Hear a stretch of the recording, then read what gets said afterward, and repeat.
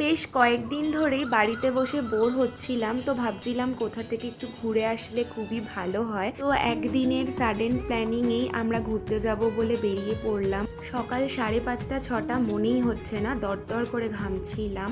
আর আমরা ফ্যামিলির সবাই ওয়েট করছিলাম কৃষ্ণনগর লোকালের জন্য প্ল্যাটফর্মে। তো কী সুন্দর দেখো পায়রাগুলো খাচ্ছে, কি ভাল লাগছিল দেখতে। তো ফাইনালি আমরা কৃষ্ণনগর লোকালে উঠে গেছি। এরপরে আমরা টোটো গাড়ি করে পৌঁছে গেছিলাম ফেরিঘাটে। তার আগে একটু ব্রেকফাস্ট করে নিয়েছিলাম। আমরা খেয়েছিলাম সবাই মিলে পেটাই পরোটা আর ঘুগনি, আর দিদি খেয়েছিল পুরি আর সবজি। এরপরে খাওয়া দাওয়া শেষ করে আমরা বেরিয়ে পড়েছিলাম ফেরিঘাটের উদ্দেশ্যে। তো টিকিট কাটা কমপ্লিট।